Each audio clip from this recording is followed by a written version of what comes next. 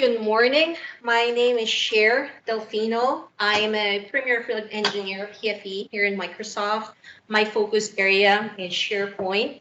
I came from background on SharePoint on-prem for 10 plus years, starting from SharePoint 2003 until 2006. Now we have 2019. God, the years. That's how long it is. But I am now part of the Office 365 designated support engineers at Microsoft, where we support premier customers who are now in Office 365. And I'm focusing on SharePoint Online, OneDrive for Business, and Flow Power Apps, because naturally people who are using SharePoint will think of integrating Power Apps and Flow. And I have some projects with some of my teammates working on training materials for our premier customers on Microsoft Stream and looking into Power BI as well. For today, we'll be focusing on Power Apps and Flow and governance. I don't know how much time I have for this. I have few slides, and maybe if time permits, I can demo a few things here and there. You can find me in LinkedIn. That's my LinkedIn URL. I've met some of you. Some of you are from our premier customers. Probably you've worked with our teammates before, and probably know how PFE works. We support you throughout your journey to Office 365. If you have any issues, we help you on that arena. Anyway, we'll get started. The agenda for my session is we'll look into the different governance challenges faced by customers. And these are based among customers that I've worked with directly, heard from peers as well. Then we'll understand a few technical components involved in a governance, looking into the different environments in Power Apps and Flow, looking at DLP, data loss prevention policies, and what are the tools available now that you can explore for Power Apps and Flow. I have colleagues here from Microsoft as well who can help me answer some of the questions, especially if these are upcoming features or features that are not there yet. And then we'll take a look at some best practices for you to think about in planning for governance for Power Apps and Flow. And we will leave the floor for Q&A as well, and a few demos that I have prepared. This session will not be dealing too much on a deep dive technical training on Power Apps and Flow. We're not focusing on creating apps, creating flows, integrating it with SharePoint and so on. We'll be focusing on key areas like environments, DLPs, and tools that are now available or upcoming or in preview that you can start exploring. As we all know, I got a good picture of what the room is made up. And some of you are coming from an IT pro, admin, BA, business decision teams, adoption teams. Probably you've heard about the Microsoft Power Platform that combines now Power Apps, Power BI, and Microsoft Flow. It gives you now the power, the capability to build your own business applications in these three forms, and maybe integrating it with SharePoint Online as well, and so on. So definitely, this is growing because it's tied to Office 365, Dynamics 365, or you can also build your standalone apps as well. And in the back end, some of you have mentioned about CDS, which is a common data service for apps, and a few data connectors available. The vision of having a Power Platform is definitely empowering our users to build their own business applications. In the past or in the olden days, we rely on IT people or IT pro or the technical people to build these applications. But now, given this platform available, we are empowering you, an ordinary business user, to build their own applications for their organization. At the same time, we're not just focusing on business users. We want to empower administrators the same way that we empower the makers or the app makers. That's why we have several tools available for you as an administrator or a person who's planning for the adoption for the Power Platform or Power Apps and Flow. And lastly, the vision is we would like to make sure that you create your own governance capabilities using the same building blocks or APIs that we use within our admin experiences. And a lot of these has been exposed through different tools, like I'll give you a gist, the admin analytics, the existence of the Power Platform Admin Center, a few PowerShell commandlets focusing on Power Apps and Flow alone. So let's jump into looking into those challenges. I've been in the Office 365 DSE support team for a year, and in that year I've supported more than 10 customers, and I've seen how they've challenged on governance, not just probably on SharePoint and OneDrive, but with Power Apps alone. I've heard Mike said on the phone, now we have this, what's next? What do I do with this? We have Power Apps and Flow. I'm so excited to use it, right?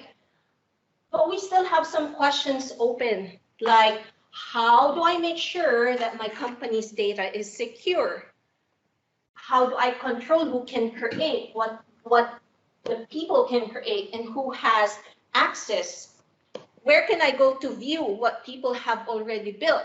I have one customer who reached out to our team a few months ago and saying that Cher, people get so excited creating apps and flows. Now I'm an admin. I went through the admin center. I see hundreds of apps. What will I do with them? And some of the people who created these apps already left the company or moved on. What will I do with this? Another question is, what is the right way to roll out a solution that's company-wide? I think some of you also in the phone and here in the room are starting on Office 365 adoption. Probably not yet on Power Apps and Flow, so this is really a good opportunity for you to think about it and plan and be a step ahead on that area. So right now, if you have an enterprise license, probably just an Office 365, maybe E3, E5, or maybe some of the Microsoft people here can validate license, not my arena, you can now start creating Power Apps and Flow. Whoever's the user, you can start building them. If you're very familiar with SharePoint Online and you go to a list or a document library, you can click on the settings and see a button for Flow or for Power Apps and start using it. You can customize the SharePoint form through Power Apps. And that's usually the norm, right? You use SharePoint and then it opens up the door for Power Apps and Flow. And usually if you have the enterprise license, you are using the default instance or the default environment tied to it behind the scenes. So we'll talk about more what environments are if you're new to this. We also have a concept of ownership in Power Apps and Flow. And an owner, usually the maker, the app maker or the flow maker, you have one owner who can delete all of these apps and flows. Another is we have all of these connectors available, hundreds of connectors from enterprise connectors to more of a commercial or tied to like social media connectors. Some of the questions here, how will I make sure that my data don't cross over between business data and non-business data? Make sure that I don't lose key data, company-owned data outside of these non-business data connectors. That's also a common question.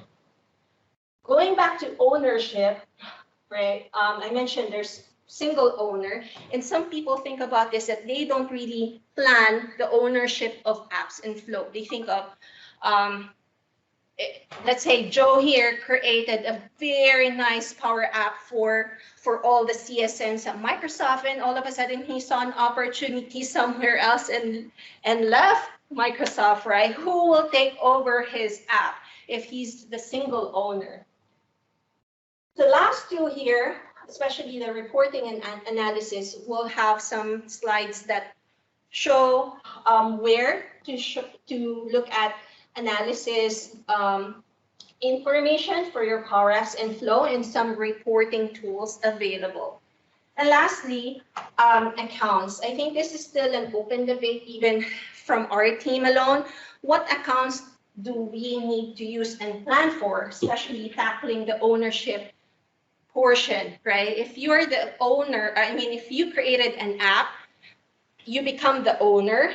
You are not an admin. Let's say I'm just a normal, HR person creating an app.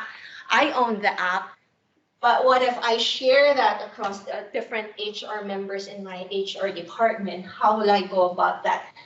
I will leave this like a Q&A portion, because to be honest, there's no really a guidance. What's the best way to approach ownership accounts? Do we need service accounts? Do we rely on personal accounts, and so on? I think we'll leave that open and see opportunities that we can field back to our product teams. Now let's get to the governance plan. There's no one size fits all for governance, and we all know that it just doesn't apply in PowerApps and Flow and anywhere as well. So make sure you plan that. Make sure you have a plan that is right for your organization.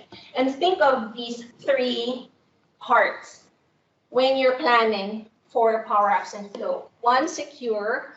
2, monitor. 3, alert and action. Because that will be the focus of our discussion. Secure, monitor, alert, and action. Secure here is just looking into the environments. You might not be an IT admin right now, but understanding the concept of environments, how many environments can you have? Of course, there will be dependencies here on licenses as well. We will have a section later on towards the end. Make sure that you secure in environments. Next, monitor what is going on, who's creating apps, who's sharing these apps, how are the flow, how many runs for the flow have been done. The alert and action, how can you prevent damage or data loss? How can you audit actions within PowerApps and Flow?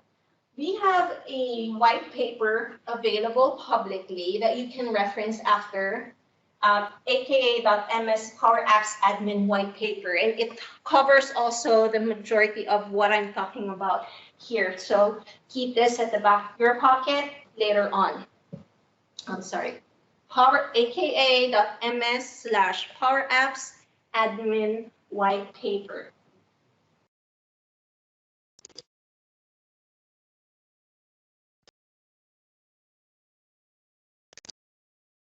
First, know your environment. So we're under secure. Know your environments.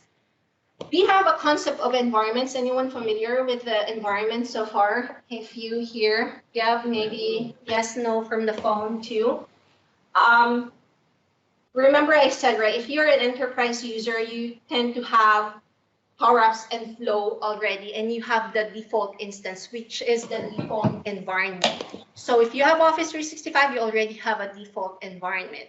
Depending on the license I have, you can have more environments to create. So in short, environments are containers that administrators can use to manage apps, flows, connections, and other assets like CDS, and it has permissions tied to it. So in this picture, as you see, we have the Contoso Corp company, and there are multiple environments per user, right? Because that will be per license as well. You have a prod test dev, dev test prod, and so on in different geographies. As you see, they are containers, but they can be tied to 1, a geographic location. So you might have an environment for North America, and you probably have your company has a presence in Asia Pacific, then you might have another environment in Asia Pacific, and so on and so forth. So the environment can be tied to a geographic location that is configured at the time the environment is created. When you create, you can choose the geographic location where your environment is going to be located. Another piece is that maybe you need to have multiple environments to target different audiences, because it's tied to access control, permissions, and so on, right? So you might think of one, you might have a separate environment for, let's say, the legal department. So any connectors that only the legal department will be using is only isolated in that environment, and the rest will be in a default environment, right? I have some customers who are looking into more of like an ALM type, application lifecycle management type of scenarios, wherein they have multiple environments for dev, test, or production. So that's also one piece. Yes. Maybe you're going to cover this later, but one question I have is, can you move a Power App from one environment to another? Like, what happens if somebody starts off in the default tenant and they make something really powerful and useful, but then you decide it needs more governance? Can you move it to a different environment? I'm not going to tackle that. It's more of a technical piece, but you can move that. We have a concept of an export-import process in the Power Apps, which is very easy to do. We can do it through the UI or through PowerShell to do the import and export process as well. I think the PowerShell is still in progress, or still being built. I think the commandlets to do the export import is not there yet. I haven't checked yet. So is that the same approach you would use for the application lifecycle environments as well? Correct. Yeah. And then lastly, every tenant has a default environment that is created automatically. Okay? If you don't have P1, P2, probably you guys know the licensing, at least on a high level, right? If you don't have Plan 1, Plan 2 for PowerApps and Flow, you only have like Office 365, that's fine. You can use it, and all of those apps flows are in a default environment because you have it automatically. So going to the right-hand side of this slide, for those who are following on the phone, right? Access is controlled at 3 levels. You have environment roles, okay, and this is evolving. Last month or a month and a half ago, you might have seen announcements from Microsoft about requiring to upgrade CDS.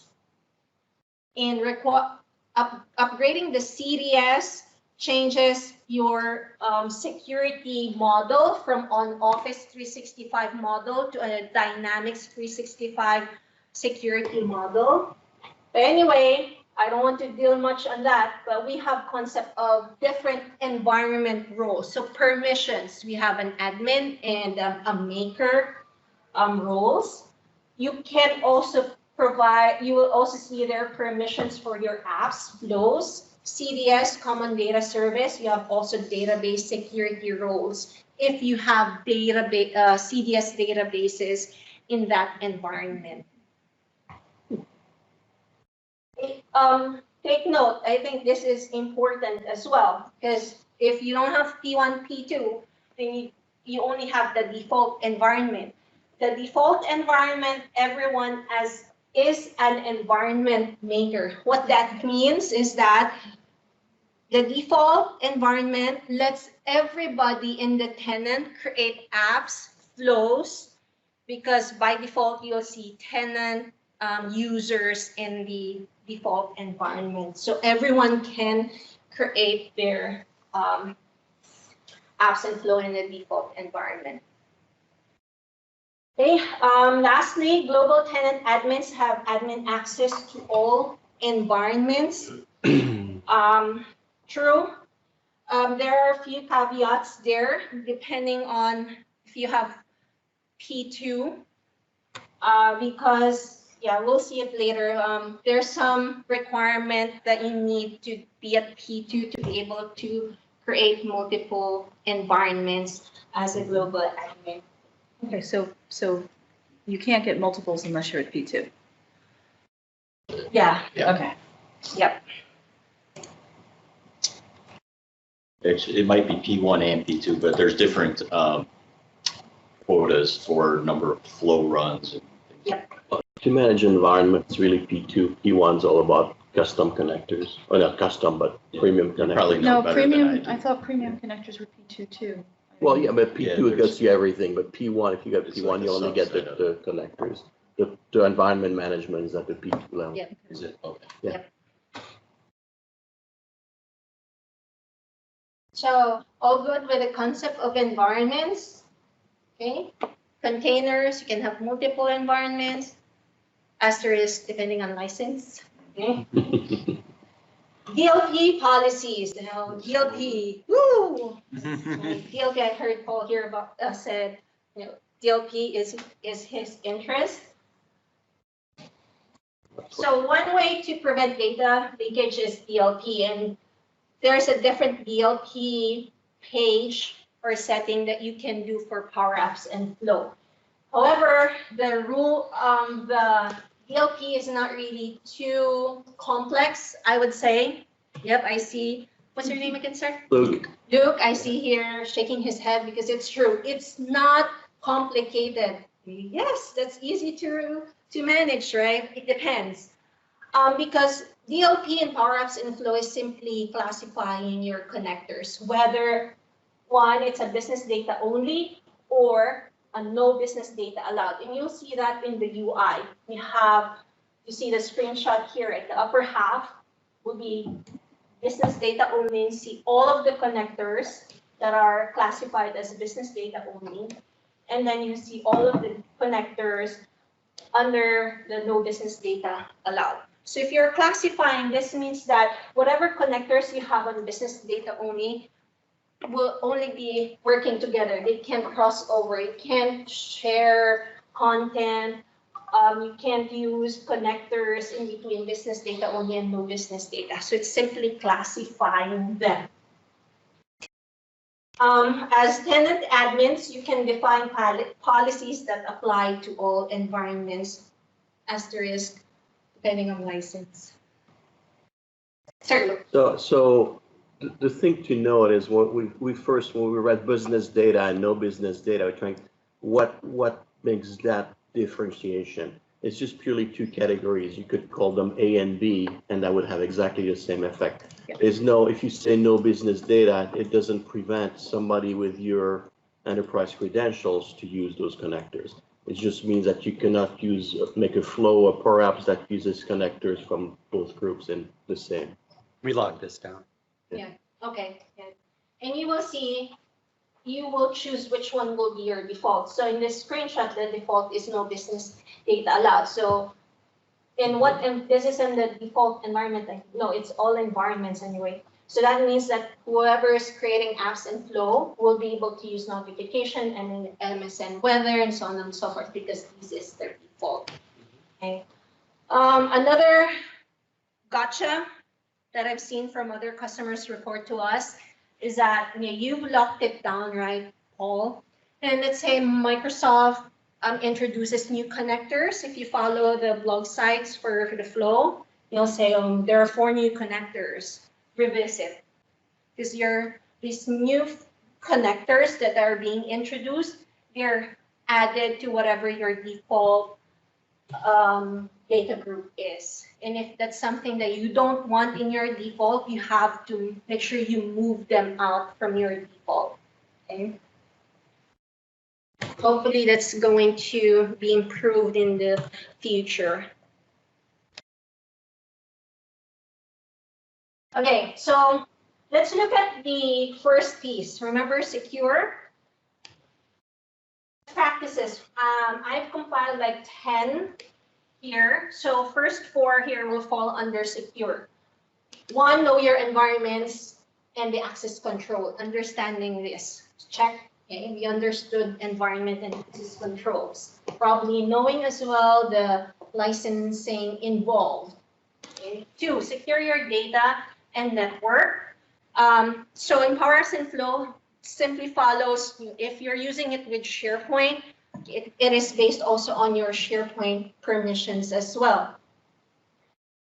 Three, consider location-based conditional access. So this also, I think, introduced recently that you can select Flow or PowerApps as part of conditional access. If you have Azure AD Premium for conditional access, then you can set that for conditional access.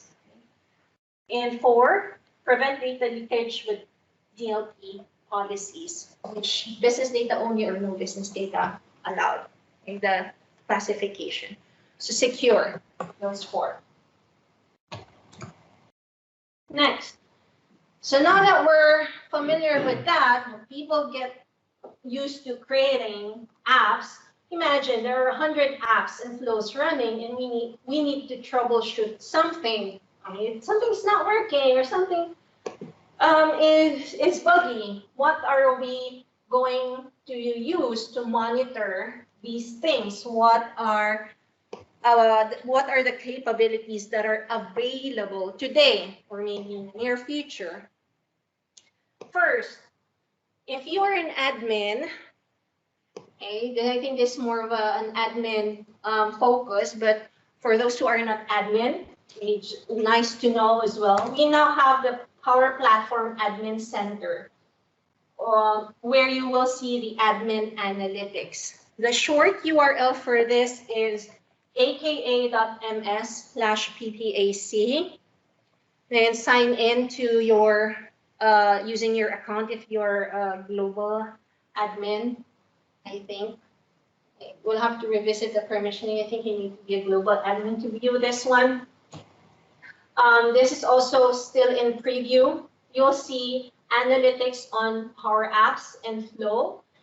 As you see in the screenshot, this is for Flow. You'll see runs, usage, created, errors, shared, connectors that are used in the Flow. I have one customer who reached out as well, asking, Cher, we have flows, and I need to know, at least give a report, what connectors are used in that flow, so I can differentiate, are they using a premium connector or not? I think the goal of that company looking for that information is they want to know if they do need to license more people because they are using these premium connectors. Does it also show you who the creator and the order for each one is? Yeah. Is that included by team-owned flows as opposed to personally owned flows? Team flows, this will show all flows that are in that environment. So you can drill down. I just wonder how it would show up for ownership kind of thing. Oh, yeah, well. Because it's not owned by a single person. Right, but for a given team, you have owners and members, so It would. I don't know if it, probably though, the person who created it within that team is who gets shown as the owner for the flow, so. Okay, interesting. Yeah, a little bit, now that I'm thinking about it, there's an overload of the term owner there. Right. Because a team owner is different than a flow. Yeah. Because I've been trying to get people to move more towards team flows rather than personally owned flows to help prevent the I've just left the Right, university problem. exactly, yeah. I'm not asking about the chat. Are there people asking? No, questions? we've been looking at Oh. it. So. I have some in my demo tenant. I have some flows here and some team flows as well. We can check it out as well during Q&A. It's a good question. So the following slides, I'll just show you the screenshots of what you see in the PPA. If you don't have access right now, I have one in my demo tenant that we can go through as well later. So this is how it looks like for flow runs. This is for your usage. self-explanatory what you see there and explore it further. This is for flow created. Errors, you have those flow errors. Shared flows. Connectors. So you have, I think this was one of the things that my customer loved, is they can see now the connectors used in those flows. For PowerApps, you can see usage as well, the locations of your PowerApps. Toast errors means these are the errors that your users can see. So they're called toast errors. Service performance for PowerApps analytics. And all of these from the analytics that you see, you can export the data and use Power BI for the data that you gathered from the analytics. So you can extend that further if needed. You know what Power BI license you need to see that? I think it will rely The Power BI license is really driven By who shares? more on the sharing, yeah. Yeah. Right, so we just If you're- the one that you got by default in Yeah, well, E3 works, right? As long as you're not sharing it. Power Right. BI free, you would be able to see everything. You'd be able to see it. Right. you Just can't share it to Right, anybody. I understand, so that was just, which is fine, for the admin. Okay, thank you. So that is PPAC, Power Platform Admin Center, to get the admin analytics. Okay. Next, I think audit. There's been some improvement recently on PowerApps. PowerApps and Flow audit logging. You go to the Security and Compliance Center. Okay. If you have the permission to do that, or you can request anyone who has the permission and go to audit log search. There are activities now for Microsoft Flow and PowerApps. The PowerApps, I think, was just of January of this year, but Flow's been there for a while. And you'll see the following activities for Flow, like created flow, deleted flow, permissions, and so on. For apps, created app, deleted app, and so on and so forth. So this is form on the audit logging. Under security and compliance. You know, one of the things I've run into with auditing flow creation is that you can get alerts when a flow is created for a user, but that user may or may not have intentionally created a flow. So there's the ability to what I think it's in Outlook now, you can have a flow to create a task or something. You can do approval flows in SharePoint. You can do Like, approval. that's an example where people don't realize they're creating a flow. Yeah, then it can actually be populated into an email or you Yeah. can actually. Yeah, so there was a couple of prompts in the user experiences to create things which on the back end were creating flows. And so you can get, and those will trigger alerts because the flow has been created. But if you went to the user nest, so Why did you do it? yeah, They don't remember that they aren't aware of it. So that's an interesting Yeah. aspect of this. So these are all the activity logs, just in a table format, coming from that screenshot. Just cross out preview targeted later this year for PowerApps. It's there. They just announced, well, this is an old screenshot that should be there now in your security and compliance center. Yes, sir. So I have an audit question. It's not related to this type of auditing, but let's say there's an approval workflow that's created and there's like, I need a manager to review a particular item. So the flow is just basically an approval record. In situations like that, people are looking for a way that they can demonstrate to an auditor that a particular review is performed. And you can export the audit, but it's a really cryptic export in a CSV format that's really difficult to parse through. Has there been any discussion about trying to just create a cleaner experience for providing that approval audit information in an easier to digest format? the approval, is that an approval flow? Yes. And where did you extract the audit information from that approval? So going through the flow administration Okay. and look at the flow, there's some way to export. The that- flow run history? Yeah, so it was something that? like that. I can't remember the option, but it's in there, but it's, it's marked up and it's really hard. There's nothing that, I would say, just off the top of my head, is that if you have an approval flow that you know you need to provide evidence to auditor, Yeah. could modify it and have the flow write a pretty record To a to a SharePoint different list or SharePoint something. list. yeah, that's what we were told. Yeah, Yeah, it'd just be nice to not have to do that. yeah. Right, but and it's like you've got the data already, so it's just displaying it in a way. Okay, all right, Yeah. that's where we're at today. Okay. Okay. Is there a user voice forum? Oh, there is a user Yeah. voice forum. There is a user voice forum. It's not in Yeah, user voice feedback. though, it's in the Power Platform Yeah. Right. side of the house. Yeah. Like Flow Ideas, That's I what that think would be. that's what they mean, not user voice, Yeah. but it should be in the flow.microsoft.com, and then there's blog and thing. Gotcha. Okay. Yeah, So with one user? Yeah. Yeah, Would be every nice. product team seems to come up with their own. Yeah, mechanism. exactly. So, It's frustrating even for us employees. yeah. The other piece here is not something new. It applies as well to any Office 365 service that you have. Maybe if you need to review your licensing and be familiar what you have in your organization, you can download the license report and you select PowerApps and Flow for the license report. This is in the admin center for PowerApps. There's a section there, user licenses, and you can download it just to have a copy of your own if needed. Okay. So going back to the best practices, the first 4 is under secure. Second here is monitor. What we covered is reviewing the auditing logs through more of an audit trail per se.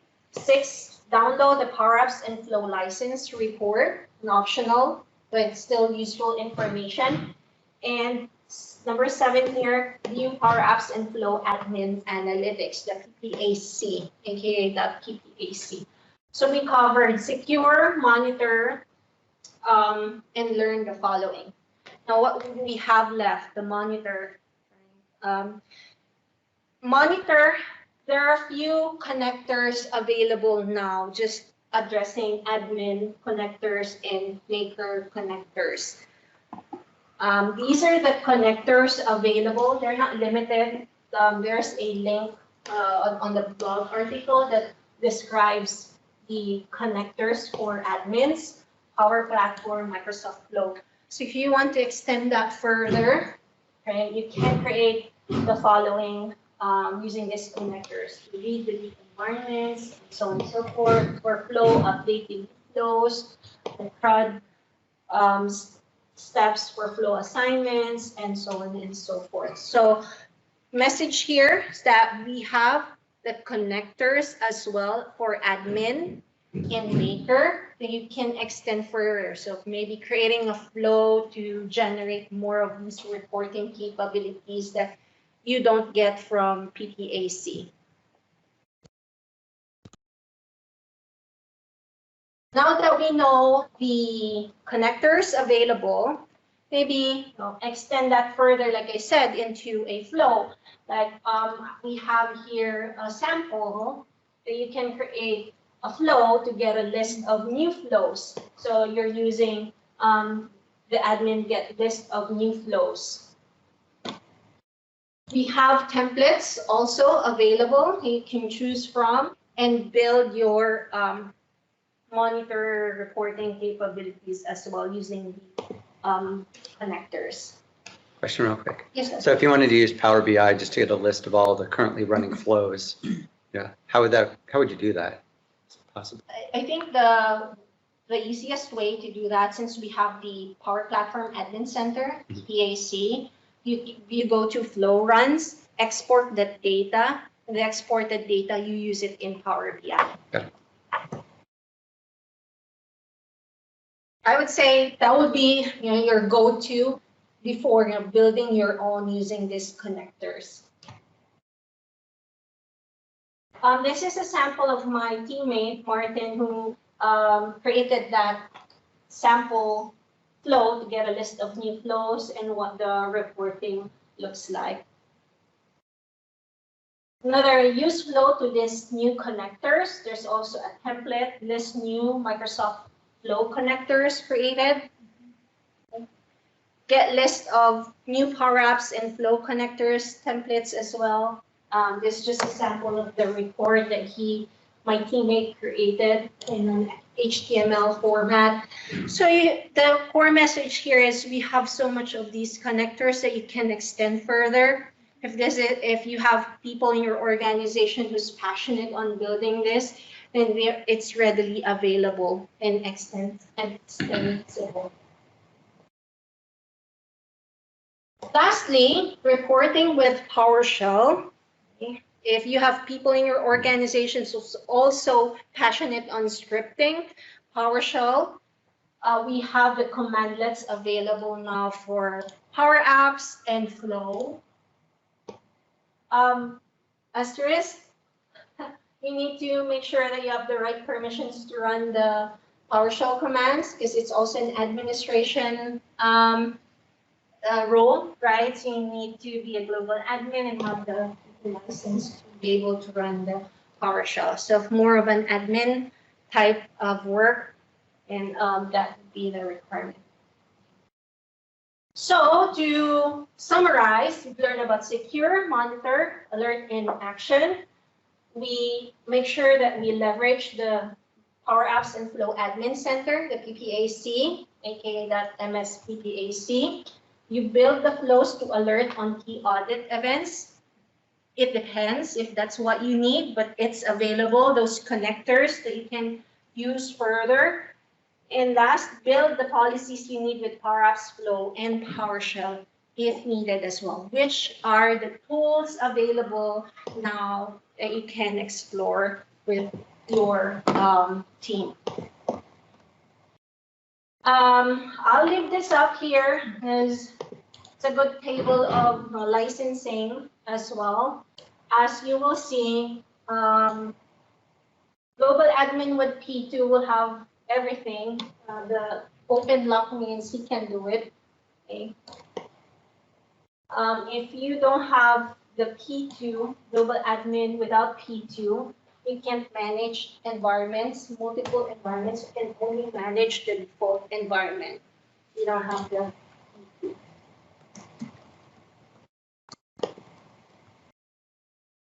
I have another environments question Sure. relative to CDS. So I'm still a little foggy on CDS itself, so this might be a silly question, but do you have multiple environments? Can all the environments see the same data in CDS, or do they each get like their own, each environment get a copy of CDS or a private instance of CDS? Environments is an isolation portion, so you can see CDS of another environment. So there's kind of like each environment has its own common data server. Correct, yeah. You can permission the data also in CD, Right. I believe. Right, yeah. Yeah, so certain users So can even add you see the environments. CDS connector, you may not be able to use a connector or Right. a source, a data source that's in CDS. Do I still have some time left? Yeah. Okay. Now I will show you a few things here.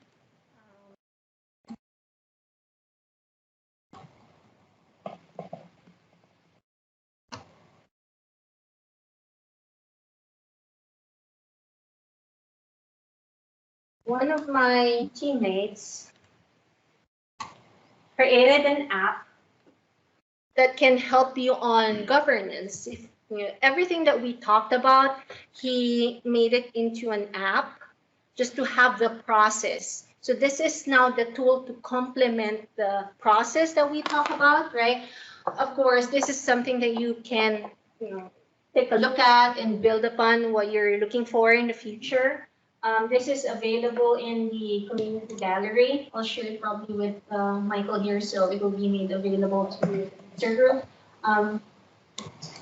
This is an app that goes through a process wherein one will request Any business user will request that he or she wants to create an app for the organization. And you might have, let's say, a SharePoint list. You enter your name, you enter your idea that you want to create an app and what that app is about, and you submit it for review and later on approval. So that's just the process. It's an automated process. So let me just show you.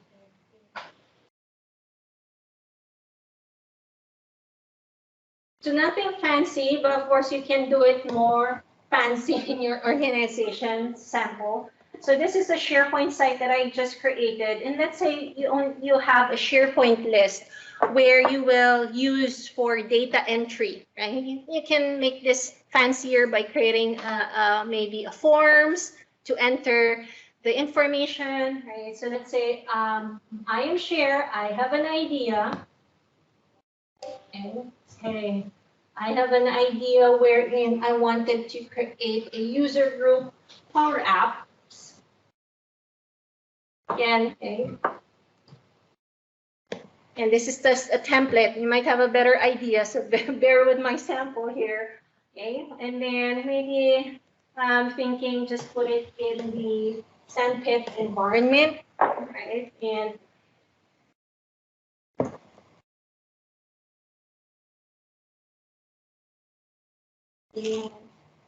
more like stages and so on. So I might have a different information here and so on. And let's say I save it. So in short, it's just a data entry to submit an idea that I wanted to have an app. And then maybe there's a notification upon submission, right? Something to improve on in this sample. Then when you go to your Power App, refresh.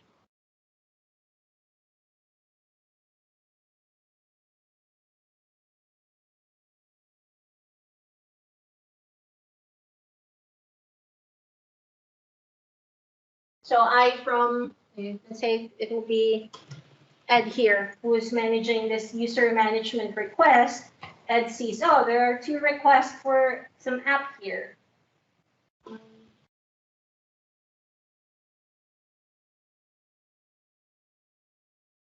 This is just a sample, okay, an idea for you. Okay. Let's say, okay, there's an app, the greatest app of all time. And you see there's a status. It will do a request check. Okay. Ed here will review. Okay. I, who submitted the document, need to make sure that I have provided the documentation for my app, right? And then maybe Michael will be the manager. He will approve it once I have provided the documentation for my app. Okay. And then there will be a request approved, proceed, and that goes through another phase. So more of an automated way to do the request process of submitting an app, so you can have more control on apps being created. So that's available for you guys to play around and extend it further. Steve Jeffrey, yeah, he's a PFE like me, based in the Europe. He provided the video how to work with the sample app. So the idea there is, and maybe the suggestion behind the sample is, Yep. in a large organization, it might be good to have a center of excellence or a team of people whose job it is to help business users take advantage of building apps. So the business user might not have the expertise, but they have the idea. Right. And then you can pair up with them and have somebody who's skilled in Power Apps help them out. Right. Yeah. So that's my cue. Okay. Any questions from the discussion? It's a Q&A portion. Hope it helps. On the Yep. So just so if let's say we have a development team that's creating a flow on behalf of the business. So they don't want to write it themselves. They want a third party, a team internally to write it. What account is that created under? So like we've been doing it as a service account, but it's really difficult to manage. And then we keep getting steered to using Power Apps, or was it Logic Apps? And that like there's like an instant pivot. It's like, oh, if you want to use service accounts, use logic apps. And then that kind of puts you in another realm of Yeah, environments. Then it's an application development team doing it, not the business user or a power user, yeah. I mean, you can run under service account. Typically, we'd be developing, what we've tried to do is develop under a user, and then the ones, and we're just starting on that, so we'd be running them. So the actual execution would be under a service account. Yeah. But the problem we're having is to pass the ownership of the app. Right. That works in Flow, doesn't work too well in PowerApps yet. Because so we've created like a generic flow account, and then we always permission that account for that resource, whether it's a list or a library. Is that the same kind of thing you're doing? No, but in general, for the default environment, let them run by themselves, but it's more for the more Like an enterprise. enterprise app or a department app that we try to get them a bit more police. But it's still, we're still working on the governance account. We're hang up on the data connector part. Got it. And what do you do in that situation that we were talking about earlier, where you have someone who's the owner of it and they leave the company? Is there like a rule that says at least like 2 people need to be owners? There's always a backup. I mean, that kind of That's where you get a team flow, et cetera. So, but I would say Flow is more advanced in their management capabilities than PowerApps in that sense. You can transfer ownership, et cetera, and you can have team flows and the like. Right. And also, I'm trying to remember now, but I think for Flow, once you give somebody a SharePoint, you provision them for SharePoint, they can see Flow and use Flow. If they're licensed. But PowerApps, so as long as you don't license for PowerApps, they can't do anything with PowerApps. So that's Do you have any The one thing that I did know, so if you have enterprise flows, as an administrator though, you really don't have visibility into other people. You can see them now, but, right, so there's a way you can go look at other people's flow and you can disable them now. I just noticed that this week, but you really, if they're having errors, you really have to go and look at it through their machine. That's the one. Right. It would be They nice need if to add you as a co-owner basically for you to Right. be able to do anything. But even then, it's sometimes hard to see, go back and look at historical data. Oh, yeah, If they- for the debug. Right, when their flows fail, why they failed and stuff, so. But I will say that they do, you now can go in and see other people's flows and turn them off as an admin. So they are improving the admin experience for the enterprise. I think it'll get there. It's a start. Right? It's going in the Need some right work. direction, definitely going in the right direction.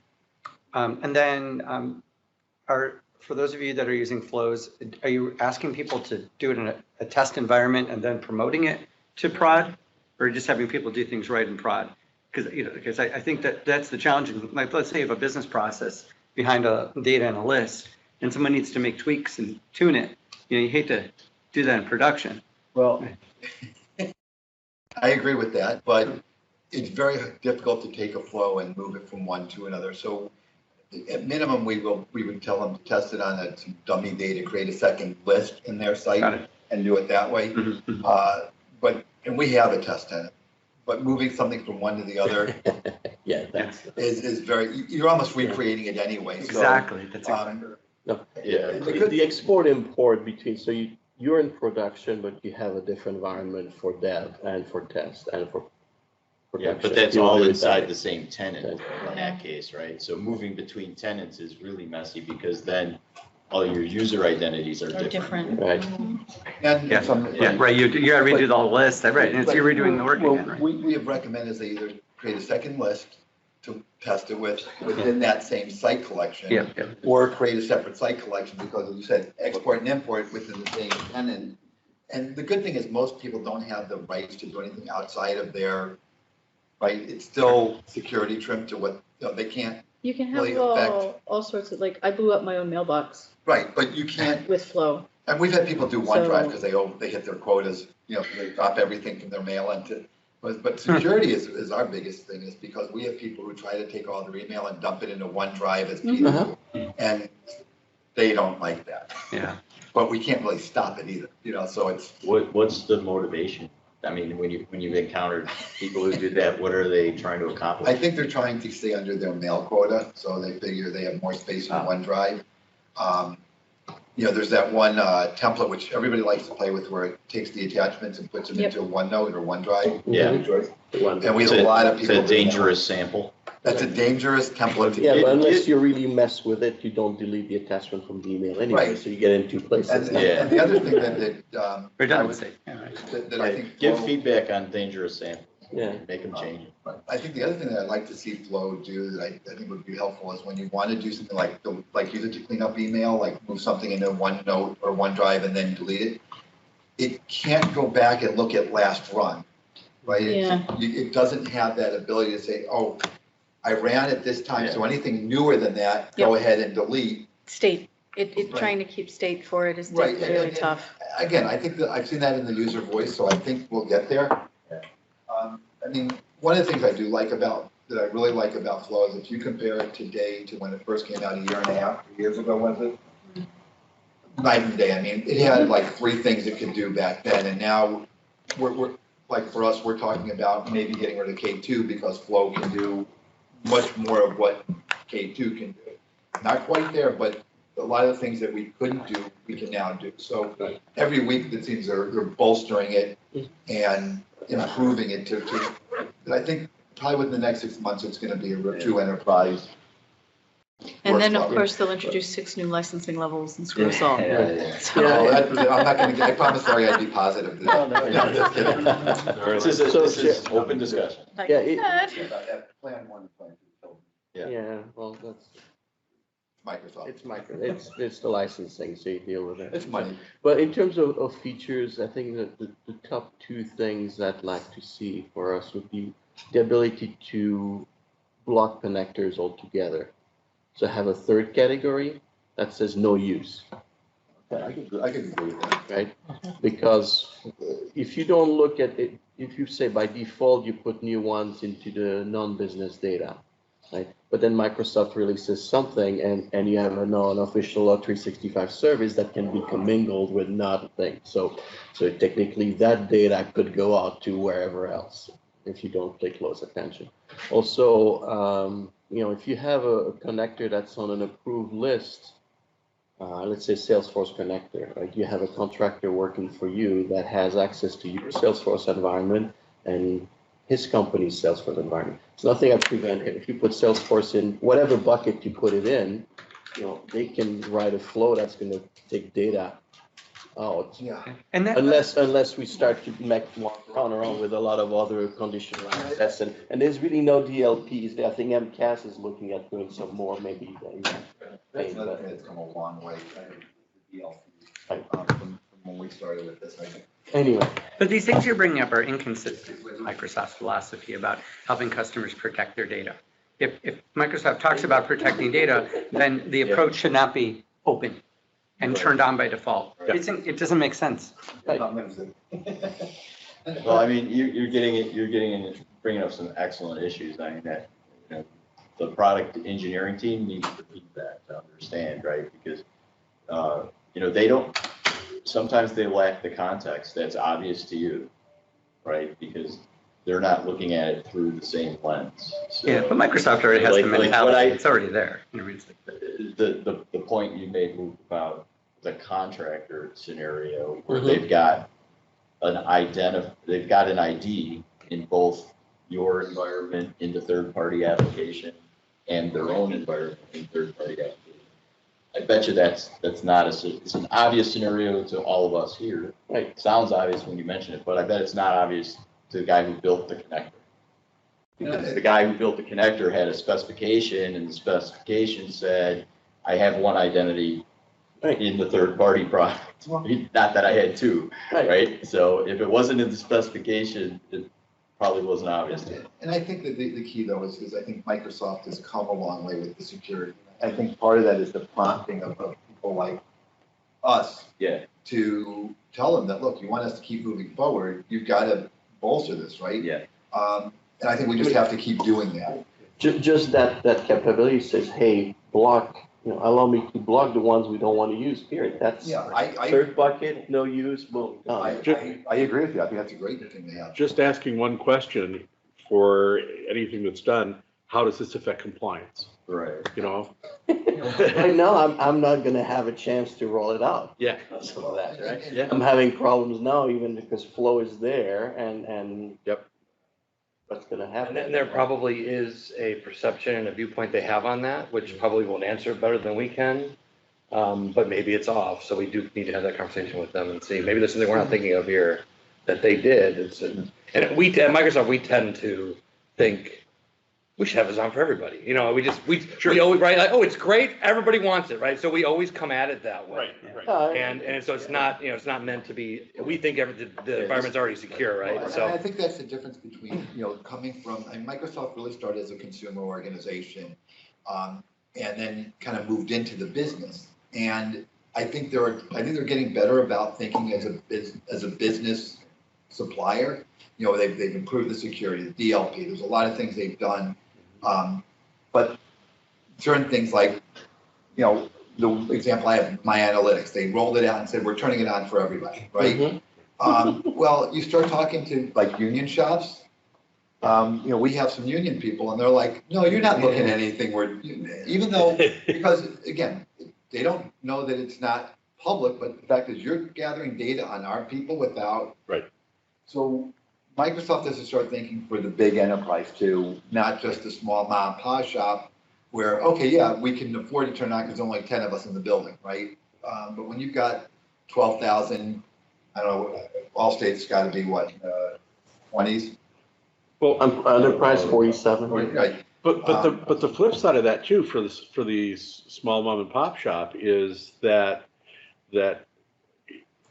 this whole concept of enterprise need only applying to enterprises is a false concept. You look at a medical practice that has one doctor and maybe 10 other employees. Someone HIPAA just like I do. Yeah. So And they're going to, maybe more so than a large enterprise, they're going to rely on a cadre of third-party vendors who support their organization, right? Their CPA is an outsourced person, right? And that person needs very narrow permissions to do something. and there's a 95% chance that their IT support is Right, that's outsourced. I'd say it's very much likely, yeah. but they're clueless. They're not Or really it's outsourced. one of the doctor's kids. Yeah. You just graduated college and know something about computers in reality. 80% of my consulting work is fixing the problems caused by somebody that managed to get some Xboxes connected when they were young, and now they think they can do a corporate network. Didn't you do that too? No, just kidding. We all had to start something. Xboxes did not come out when I was young, okay? I know. I Valley, so.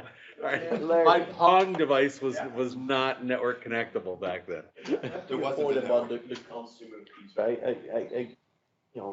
Microsoft also often says, hey, it helps about the content, the data, so let's secure the data, not the perimeter or the whatever. Yeah. So, okay, fine, but then I think we're still waiting There's still for gaps. anybody at Microsoft to tell us how, with the Microsoft tools, can we secure the data that's traveling through those connectors. Now, as an example, So, what I just found is that Microsoft has released this new thing called the Teams commercial trial offer. Okay, in Teams, all right? The default now is that anybody in your organization can now start a Teams trial. That's for small business. No, So, we got it too. not for enterprise. Yeah. Yeah, it's a license, it's an unlimited, and everybody gets it. Yep. Or they can sign up for it. Yeah. yeah, what you can And they do is you can block And you can have your multiple enterprise employees accounts start from. separate trials. I've not, But you can block your enterprise accounts from signing up for free trials. Right, but the default is that it allows them to do that. It's a license type, right, to Yeah. create the trial. There's a reason for that. Right. There is a reason for that. I don't want to get into it right now, but I understand why we did that. I don't know if we did it right, but I know why we did that. No, there'll be adoption. Yeah, I mean, it is a compete, it's a It's the compete. free teams, right? Yeah, I mean, it Go was set up all- free teams and then Yeah. you can connect it to them. No problem. Yeah, I don't think the trials count for, no. Well, no, because, that's what I'd heard that they. Many of our competitors have that ability The and free- they're, the free and they're ones. going around IT to do demos. And so in order to make sure that we have the same accessibility, if there are folks already going around IT, it's not. The problem is that we already have an enterprise agreement, and now, and I Right. did the same thing We with should Power limit it. BI. I hate to tell you how many calls I get a week. I did the 60-day Power BI trial, now I need a license. I'm like, Yeah, well, that's exactly. $10 that's $120 a month, who's gonna pay for it, Sure. or a year? So yeah, those free trials are killing me. And you could do the at home, you can do Teams at home, right? And You use can your do anything home. you want at But home. you can do whatever you want then, yeah. Yeah. But No, again, I think the point though is that. I get it. Is that as larger and, at your point, as businesses, we have to think differently than consumers, right? Consumers are really more about opt-out because they like the new features. They're waiting for the new iPhone or the new Samsung. Yeah. But Look- businesses are kind of like, okay, let's see what it does first. And I think I think Microsoft is at that crossroads where they have to decide who is their primary business. Are they really going for the big enterprises to the medium size, right? Or are they still being a consumer company? And we're at a transition point. I mean, the modern workplace, the modern workspace, whatever you want to call it, digital, not digital workplace, whatever your term is for it, is changing the way that organizations have to think about things. So we are challenging those parameters, absolutely. At Microsoft, we are challenging, and we're telling our customers, you need to think differently. Well, that's the polite way Yeah. of putting Right. it too. Well, Yeah. but then the So government comes it's a in and challenge. sues you. It's a challenge. No, I know. I'm just, giving. We're challenging you. There's no doubt about it. So the motto of my company is security and stability by design. When stuff keeps getting turned on by default, that's out the window right away. Well, we are, and to everybody's point, we're doing a much better job of listening Yeah. in the last 2-3 years. The creation of my I'm group. gonna start a pool for our meetings. Is like, how many minutes do we get into the meeting before the topic of on by default comes on? Or do we need comes up every single meeting? That would be the first thing I would say to Larry while we were setting up. It used to be my thing. I'd come in, Larry, they're turning this on. He used to come in late just so he didn't have to answer those questions for me. But we got pretty far through the meeting Yeah. today. Yeah. That's why I was out. That's Yeah, why. me too. Well, I promised Larry I wouldn't be the first person to bring it up anymore. Impressed? But I will say, I'll ask, we're getting better by providing a way to turn things off at least, right? Yeah. Well, That's my improved. analytics- Going back like 2-3 years ago, that was, You wanna there's turn no that off? switch, I can't turn it off. Not only that, but actually My having a analytics, though, I wouldn't notification be come touching. out that there's Yeah, something the message going to be center that turned something's on. coming. We Yeah, actually that's did better get a too. date on the My Analytics. Of course, they kept pushing it out, which was fine. But they actually gave us a hard date, which they never do in the message center. Yeah, so, But that was a so pain. some of the feedback's getting to the right people. Yeah. Oh, it's way better than it was. Yeah, no Wait, question about it. wait. No, it definitely is better than it was. Yeah. It's funny. But all in all, hey, the reason that I work with Microsoft products is because nobody does it better than you guys do.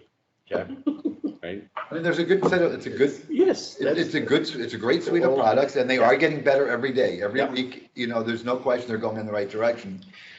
It's just the administration of that is not, it's gotten better, but it has not gotten easier.